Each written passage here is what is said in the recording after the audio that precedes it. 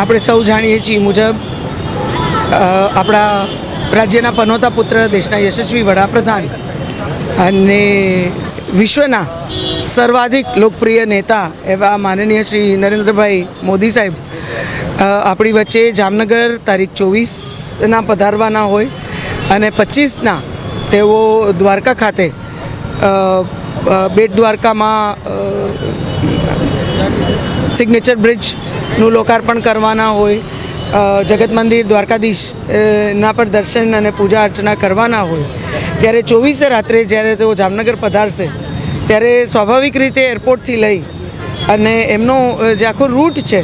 એમાં સ્વયંભૂ દર વખતની જેમ અને દરેક સ્થળો પર જે આપણને જોવા મળે છે એમાં નાગરિકો એમને અભિવાદિત કરવા ઉપસ્થિત રહેતા હોય છે, એમને આવકારવા ઉપસ્થિત રહેતા હોય છે, એમને જોવા માટે પણ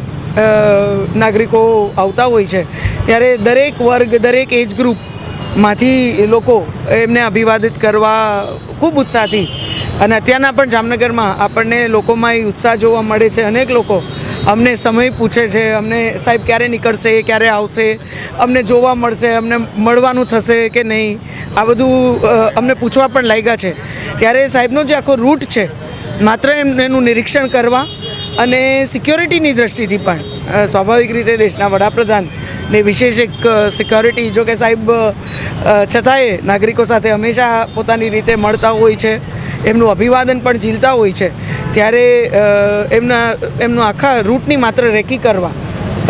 અને રૂટ આખું જોવા, એ પ્રકારે બધી વ્યવસ્થાઓ એમના એ જ્યારે આ રૂટમાંથી નીકળે ત્યારે લોકો એમને અભિવાદિત કરી શકે, એમને જોઈ શકે, એમને સાહેબ ને મળી પણ શકે એ પ્રકારે, અને લોકોના ઉત્સાહને ક્યાંક આ રોડ શો હું એટલે કહું છું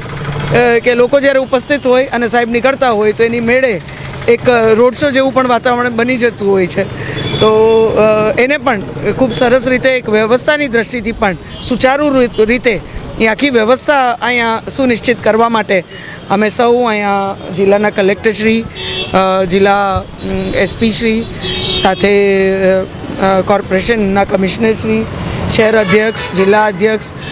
મહામંત્રીશ્રીઓ, ચૂંટાયેલા ઘણા અન્ય પ્રતિનિધિ, બધા સંગઠન ચૂંટાયેલા પ્રતિનિધિઓ સાથે અહીંયા નિરીક્ષણ કરવા માટે આવ્યા છીએ. અને 24 તારીખે હું આપ સૌના માધ્યમથી પણ જામનગરના અને દ્વારકાના સર્વે નાગરિકોને 24 અને 25 આપણે સૌ સાથે મળી અને આપણી વચ્ચે એ સિગ્નેચર બ્રિજ હોય કે જામનગર અમૃતસર કોરિડોર હોય, અનેક નવી સોગાતો, નવી વિકાસની ભેટ લઈને આવતા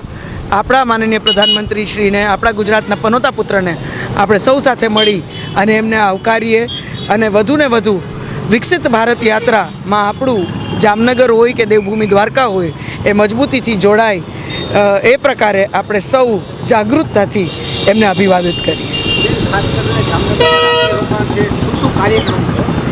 સાહેબનો એવો કોઈ કાર્યક્રમ જામનગર ખાતે અત્યારે નથી. એમને ઘણી વખત ભૂતકાળમાં પણ તેઓએ જામનગરમાં રાત્રિ રોકાણ કર્યું છે. એમને જામનગર આવી અને રાત્રે આરામ કરવો, રોકાવું એ ગમતું હોય છે. જનરલી તમે જોશો કે સાહેબ રાત્રિ રોકાણ બહુ સ્થળો ઉપર નથી કરતા હોતા, પણ જામનગર